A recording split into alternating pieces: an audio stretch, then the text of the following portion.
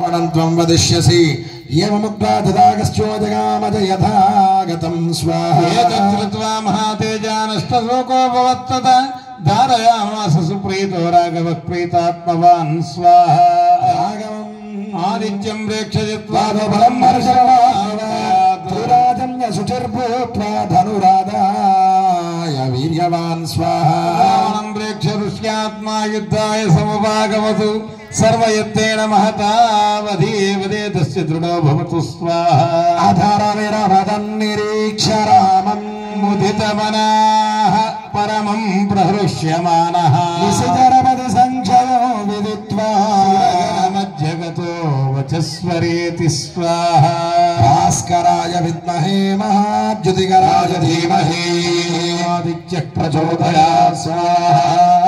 నమస్కారం చేసుకుంటూ సూర్యనారాయణ మూర్తికి నమస్కారం చేసుకుంటూ అందరూ కూడా చెప్పండి. గ్రహాణం ఆదిరాదిత్యో లోకరక్షణ దివాకర విషమస్థాన సంభూతాం పీడాం హరతు మే రవి. ఎవడైనా దైవం ఉన్నాడా లేడా అంటే ఆలోచించాలి. మనకెందుకు ఆలోచన? సూర్యమండలంలో సమస్త దేవతలు ఉంటారు. ఆ సమస్త దేవతామూర్తుల అనుగ్రహం ఏమిటయా అంటే అందరినీ సమానంగా చూడటమే నా దేవుడి యొక్క లక్షణం. అంచేత అందరికీ వెలుగునిస్తూ ఉంటాడు. మరి కరెంటు బిల్లు పెంచారంటే కంగారు పడిపోతాం. సూర్యుడు రోజు ఇంత వెలుగిస్తాడు, ఇంత వేడి ఇస్తాడు. మరి ఆయనకు కృతజ్ఞతగా ఏమి ఇవ్వాలి? అందుకే దీపం, ధూపం, హారతి, ఇదిగో హోమం, ఇలాంటి వాటి ద్వారా సూర్యనారాయణ మూర్తిని సేవిస్తే ఆరోగ్యం భాస్కరాదిత్య ఆరోగ్య సంపదనిస్తాడు. రామచంద్రుడు కూడా సూర్య ఉపాసన చేయబట్టే 10 కొంపలు లేని పల్లెలైన రామాలయ నిర్మాణం చేసి రాముడికంత శక్తినిచ్చినటువంటి సూర్యనారాయణ మూర్తికి మరొక్కసారి నమస్కారం చేసుకోండి. శివప్రియాం. శివుడు దొరకందే అమ్మ దొరకదు. ఈ శివుడికి ప్రాధాన్యత ఇక్కడ నవరాత్రులు. శివారాధన లేకపోతే ఇక శవారాధన మిగిలేదు. శివుడిని పూజించిన వాడు ఉంటాడా? పోతన గారు కూడా చేతుల రంగ శివుని పూజించడేని నోరు నవ్వంగ హరి కీర్తి నుడవడేని అంటారు. కాబట్టి ఆ చేతులున్నందుకు ఈశ్వరారాధన చేయాలి. ఈశ్వరుణ్ణి పూజ చేస్తే అమ్మవారి శీఘ్రంగా దొరుకుతుంది. ఈయన గారేమో అమంగళ రూపంలో శ్మశానాల చుట్టూ తిరుగుతూ పుడి చర్మం కట్టుకుని ఏనుగుతోలు కప్పుకుని ఉంటాడు. పోనీ ఏమన్నా ఆభరణాలు ఊరికినే డబ్బులు రావని గుండాయిని చెబుతాడే లలిత ఆ జ్యువెలరీ. అలా చేతానికి ఆభరణాలు ఏమన్నా ఉన్నాయా? భుస్సుమనేటువంటి కాలసర్పాలు. కానీ అటువంటి ఆయన భార్య ఏమన్నా తగ్గేది ఉందా? తగ్గేదే లేదు. ఇక్కడ అమ్మవారు పట్టుచీర ధరించి సుమంగలిగా ఉంటూ పంచమాంగళ్యాలు ధరించి సర్వాభరణాలు ధరించి దుర్గాదేవిగా పూజలు అందుకుంటుంది. అటువంటి ఆ దుర్గాదేవి మనకు శీఘ్రంగా లభించాలి అంటే ఈశ్వరానుగ్రహం ఉండాలి.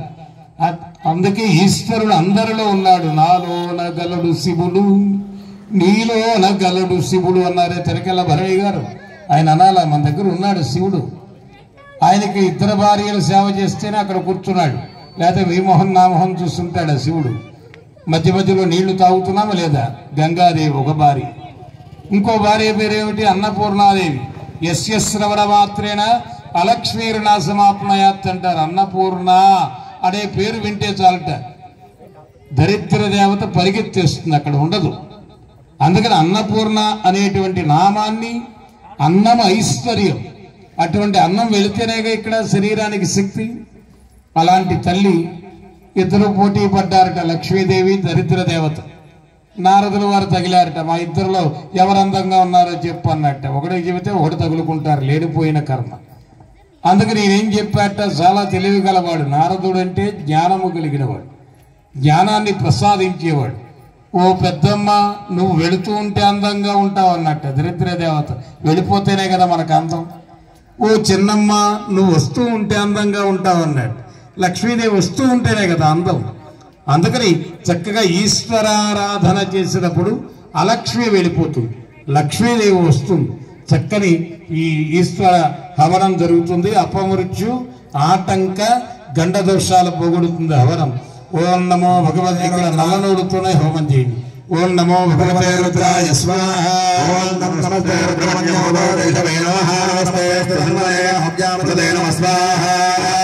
నమః. శివం భూవతేతను శివాధిరవ్యాయ తపతయా నో రుద్రమృడయస్వా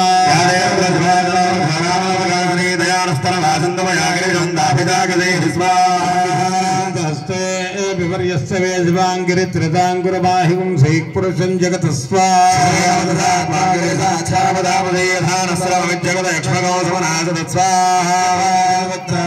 ధైర్య విషగో హేగ సర్వాణ్య